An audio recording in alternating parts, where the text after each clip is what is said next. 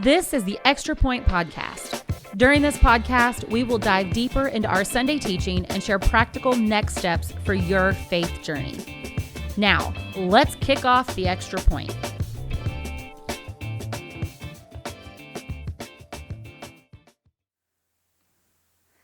Hi, and welcome to the Extra Point Podcast. My name is Anna Blake, and I'm the youth pastor here at Southridge Church. Joining us today is our Next Steps and Discipleship pastor, Cheryl Ross. Cheryl got to lead us in the final week of our series, No Offense, where we are learning how to be unoffendable in a culture that is constantly offended. And so this final week, if you haven't caught up, you can always find the clips on our YouTube channel. Just go to SRCWV. And you will find us there. So right here, if you have not subscribed to this podcast, make sure you do so and share with a friend. You never know if the extra point is exactly the step that they needed to take in their faith journey as well. So as we dive into this extra point, Cheryl, if you could, just to get us started, give us a synopsis, if you will, of what we heard from you on Sunday, and then we'll look for some extra points to pluck out of that. How's that sound? Okay. The big thing, the kind of key idea is to not allow yourself to lose sight of who you are because you are looking at those around you as either competition or someone that you need to be better than or like one up. It's all about remembering who you are, the purpose and identity and calling and role within God that God has placed within you, for you, as you, and not looking to anyone else for who you should be. Yeah, that was really powerful. I felt like as a person who has come up in a society where there's winners, there's losers, not everybody's the winner, and you're not always the loser either. There's a lot of there can be a lot of tension around that idea of what somebody else has versus what I have in comparison, and it can lead us to moments of discouragement. Yeah. And so one of the comments you made, it really stuck with me. I unfortunately wasn't able to be here in the space, in the room, on Sunday as you taught, but I listened online, and you said something about there is a method we can use to discover if we are actually experiencing what was called phantom discouragement. Will you share a little bit more about that? Yeah. Well, so the idea of phantom discouragement comes from Ryan Leake's book called Unoffendable, No Offense, None Taken. And he talks throughout the book about how we are going to be offended in life, but it's about how to not stay offended. And so he talks about comparison and this idea of phantom discouragement being something where when it's something that somebody says about somebody else around you and you instantly become discouraged by that instead of realizing that they're not trying to discourage you. It's not really discouragement, that just because they encourage somebody else doesn't mean that they're discouraging you. But so the way to really kind of tell if you have that is to see and gauge how you react when somebody else who does what you do gets complimented. Or when somebody else, gets the reward or the accolade or the whatever for the very thing that you do or that you're wanting to do. Because sometimes we don't do that yet, but we're like trying to, or we want to. Then when you hear and see that, how you react and how you respond, your internal dialogue, is a really good way to test and see. Because if you instantly go to, those negative thoughts about that person or about whatever, then you can realize that you have that, a problem in that area. Yeah, I wonder, and you didn't say this just came into my mind, so forgive me if this is way off course. I wonder if that works in a little bit of a negative way too, in the sense of when something bad happens to someone who does the same thing as you. How do you respond? Like whenever they get negative news, or when they lose their job, or when they lose their position, or even, Lord forbid, they lose their family. How do you respond? Does that say something more about who you are and your internal, the way that you view yourself and others and God, versus then just seeing someone outside of your lane? And I wonder if that is. No, I think that's a really good thought because because really the idea is that we should be able to see others and ourselves, be confident in those things, but like be empathetic towards one another, like to where when somebody has something good happen, you should be able to celebrate with them. When something bad happens, we should be able to be there with them in the trenches and like mourn with them, you know, to feel that loss with them, to understand where they're coming from or what they may be feeling in that. But if instead, when they have that bad thing happen and you're like, yeah, you deserve that, like, oh my goodness, you know what I mean? Or like, oh yeah, I know, I knew they should have asked me to speak instead, because, you know, instead they asked her and now she flopped, and, you know, you're thinking all of those things. Yeah, it can definitely be in that way too. Wow, that's pretty crazy. So in the story that you shared, when it comes to being unoffendable, in the last part of our series, you talked about this relationship between Saul and David. Are there some extra points you feel like we could pull out of that, even beyond what we heard on Sunday? Yeah, absolutely. You know, the storyline between Saul and David, to catch those of you up, is that, you know, Saul, he was the first king of Israel, right? And he was anointed, but he had some roots of insecurity and some trouble, like really feeling confident in that role to begin with, to where then when he messed up along the way, like he'd been rejected, God decided he needed to anoint the next king in line. And so David was actually going to be the next king in line, even though David wasn't Saul's son or, you know, descended from Saul, because they were kind of basing the whole reason Israel wanted a king in the first place is because they were looking at the nations around them and they wanted to be like the other nations, which is something to think about too, because like God wanted them to look at him as their reign, like as the person that should reign and rule over them, not anybody else. But they're looking at all these other nations around them and begin to compare. So then they want a king, and Samuel is even the one who has to tell them and explain to them, listen, if you want a king, you have to understand that these things could happen to you. That a king is going to not be as merciful as God, that a king could take your land, could take the things from you as easy as he could give it, and understand that because he's not God and he doesn't have that mercy, then these things might not always go well for you, but the people still wanted a king. And so God tells Samuel, like, hey, there's this son who comes from a wealthy and influential man, and he's the most handsome of all of Israel. He's head and shoulders taller than anybody else. I can't even imagine that. I'm short, in case you don't know. I'm pretty sure everybody who knows me knows that, but I'm pretty short. So like I'm like head and shoulders lower than everybody. But I look at that and I read that and I'm like, why on earth would this guy be insecure at all? Like based on looks alone. But we all know that there's always more behind the scenes, like more than what you see on the outside going on. And with his dad being wealthy and influential, like I just can't help to think that there's probably was a lot of those feelings of needing to measure up to the dad, you know, needing to measure up or be good enough for the dad. And so I wonder, like, what kind of things like that happened in his life to where whenever Samuel comes to him and tells him, you know, that you're going to be made king, he's like, why are you saying this to me? Like, I'm from the least of the tribe. I'm from the, you know, there's like, we're the lowest of all. Like, why would you say this to me? So Samuel tells him that there are going to be some signs. There's going to be some things that are going to happen, and he'll understand. And these signs are fulfilled. As soon as Saul actually leaves Samuel's house to return back to his home, because Saul ran into Samuel because he had gone out and he had, like, his dad lost donkeys. Like, donkeys got away, right? So he's with somebody and they're out, like, searching for the donkeys. And the guys was like, hey, there's a prophet of God. Like, we should go ask him. They call him a seer in this passage. That's something that a language, like a word that they would use to describe a prophet, because they believed they could see and hear from God and all these things. So they're like, what? Let's go visit him. And they go and they don't even have anything to offer him, like, which was something that, like, Saul was like, wait, we don't even have anything to give him for this.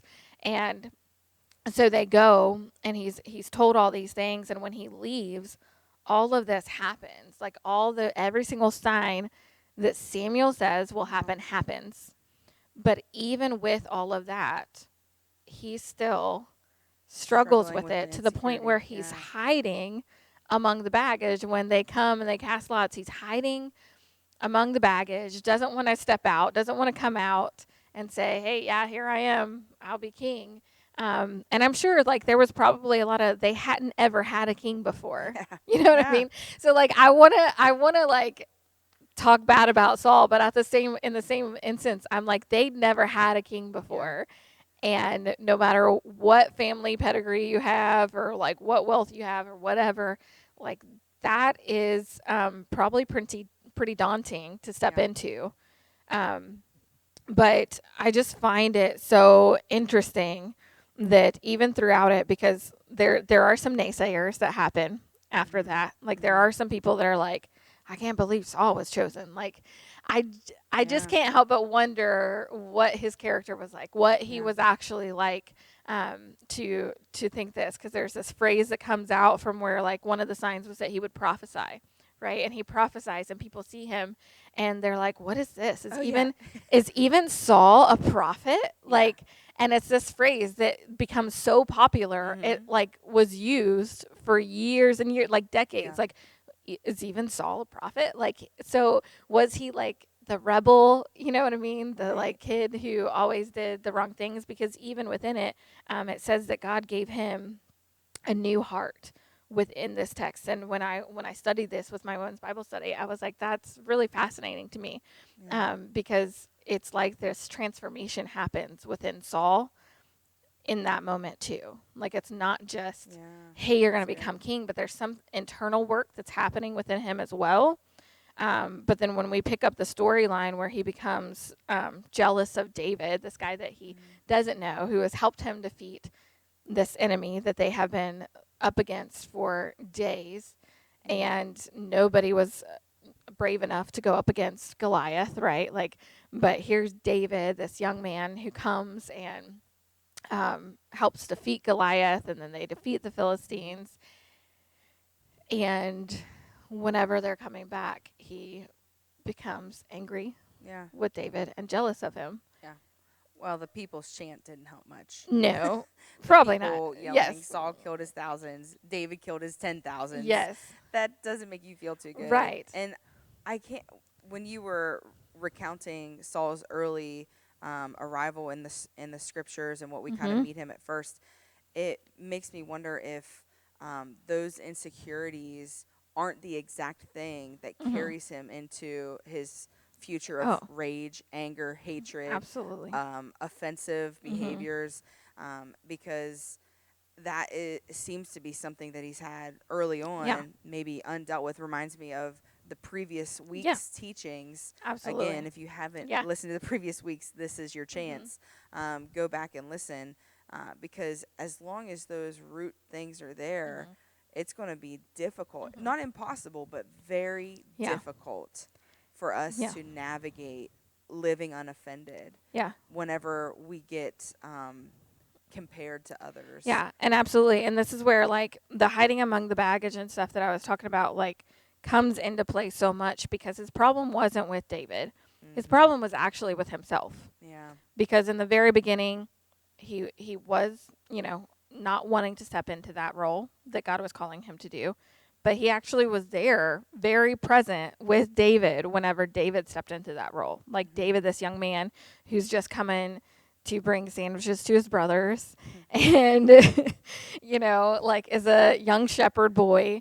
Like Saul, it takes some convincing even for Saul to allow him to go up against Goliath, because he's like, no, like, you're young, you're not a warrior, like what? And David has to say, but I have fought off, I've fought off the lion and I fought off bears and I've done these things. Like I have done some things, even though it looks different than what you guys are doing now. I have done some things that prepared me for this. And he has seen David step into a role very easily, like full of courage, brave, like confidence, full of confidence. And he's probably seen, like he saw all that, and then he hears these things about David too. And he's like, man, like, why couldn't I do that? Yeah. You know, and I think that can see that's that. more often than not, that's our struggle, is because when we see it or we hear it, like, we wonder why we have the trouble doing it ourselves.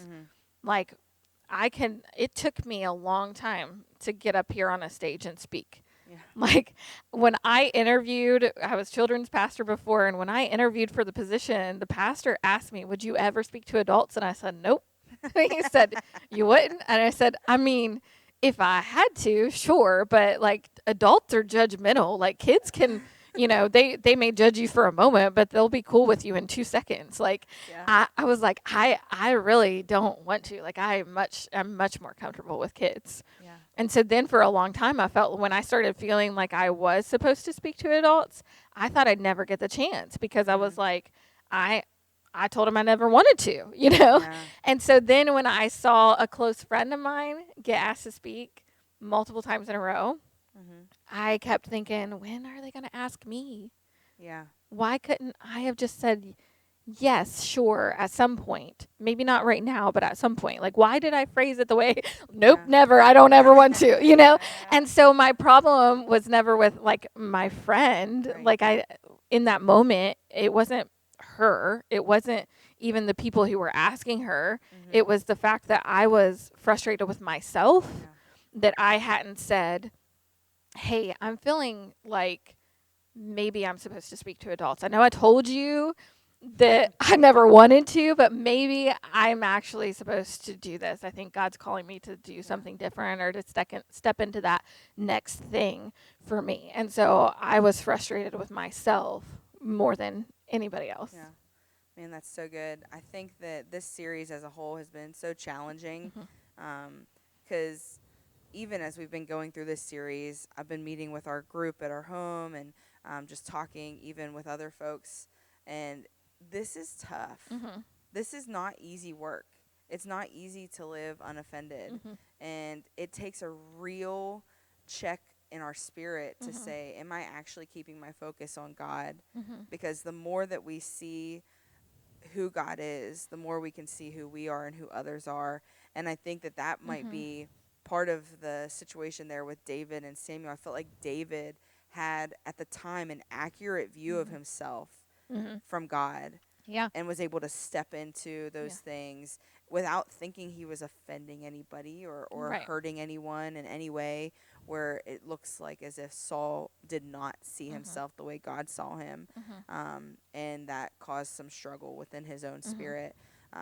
I just have been so challenged by that in this whole series of seeing ourselves the way God sees us, seeing others the way God sees them, spending that time with God, seeking him regularly in a way that we're able to go through life without constantly living in offense or being offended. Yeah. Because that's just not a life full of joy and hope and love that God promises us as a life in Christ. And it's just been a really cool series. I'm so glad that you wrapped it up for us. Is there any last thoughts or anything before we close out today? Yeah. I think it's just remembering to really, you're going to have some negative thoughts along the way. You're not going to be perfect. Right. Okay? You're going to have offense. You're going to have some negative thoughts. You're going to have those feelings, and maybe that question of, why not me? Why not us? Why him? Why her? You're going to have that. But it's that idea of not staying there. I think that's why I enjoyed that book by Ryan Leake so well, is because it's the idea of not staying there. Like, doing that work that takes to replace those thoughts with the positive ones, to choose to celebrate even when you don't feel like it, to choose to join in the celebration and be happy for that person even when your initial thing is not there, to realize that just because they have this, or they got that, or they got the thing you want, or are succeeding in this area that you desire to succeed in, or whatever it is, to just choose to celebrate them and understand and trust. Like, if you're going to trust God with your eternity, trust God with his timeline. Trust God with his provision along the way. Like, to understand that what you need more than what you do. Because I think that sometimes I said, your responsibilities don't always match your abilities. Like, and I said that sometimes it can happen if we rush into something and force our way into something that is before its time. Like I can look back and know that that initial time of me feeling like I was supposed to be stepping into that teaching adults or speaking to adults thing. I know that like that whole time before I finally did was literally God preparing me for that. Yeah. The way that the curriculum that I used for kids was laid out helped me understand and know how to really build a teaching from Scripture. Yeah. It allowed me to see that year after year, script at week after week, to be able to see like, okay, they're taking this scripture and they're tying it in this with one key idea to kind of present to people. And it kind of gave me that foundation before I ever stepped foot on a stage where we kind of do the same thing. And so it gave me a lot of good basics and foundational things that I needed, and a lot of confidence and knowing how to speak and not be distracted by what's going on in the room, especially when you're with kids. That's why I can get on a stage and whatever kid is doing whatever, it doesn't bother me because I did it for years. When for other people it might be really, really difficult or distracting. But all of those things really were preparing me for when it was time for me to do the thing that I was feeling like was the next step. And so just trusting in God's timing within it, and trusting that along the way until it is time, to look at those moments in that time as something that is useful as well. Like seeing what you can learn, what you can get from those moments, you know, to know, okay, what is it you're trying to teach me in this? Like during the beginning of my year last year and my sabbatical, it was like really one of those things like, God, what are you trying to teach me in this? Like, are you just trying to teach me to just, you know, fully surrender my will to yours and what you would have me to do? Like, I remember I knelt down at that altar over there one week. I was praying for my mom, but then I threw in a prayer for me as well. And I was like, God, if I never speak again, if you never want me to speak or teach or preach again, okay, but help me be okay with it. Like, help me to know what it is that you want me to do instead. And that was a hard prayer because it was kind of that moment it was like, are you going to be enough if I don't ever get to do the thing that I maybe think I want to do? Am I going to trust you in that? Am I going to be okay in that? Like, you have that choice, and that's a hard place to get to. But within that, like, what happened is the very following week, my friend called me up and was like, hey,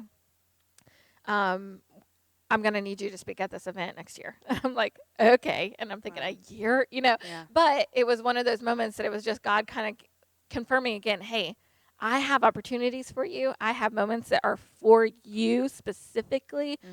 Trust me in that. Yeah. Man, that's so good. So as we just wrap up another episode of the Extra Point podcast, I just want to challenge you to consider what areas of your life can you get a little more clarity in the way that God sees the situation. What kind of questions can you ask God? What kind of questions can you ask those in your life that you trust to take you to that next step, that level that God wants to see you at? Maybe it's a level of learning. Maybe it's a level of leading. Whatever that looks like, God is not done with you. He wants to continue to work in your life and change you to be more like who He is calling you to be. And so join us next week with our new series on Sunday, and we will break it down on the next Extra Point. Thanks for hanging out with us. We'll see you next time. Thanks for tuning in to The Extra Point. Be sure to subscribe to the Southridge Church podcast and tune in every Wednesday for another episode of The Extra Point.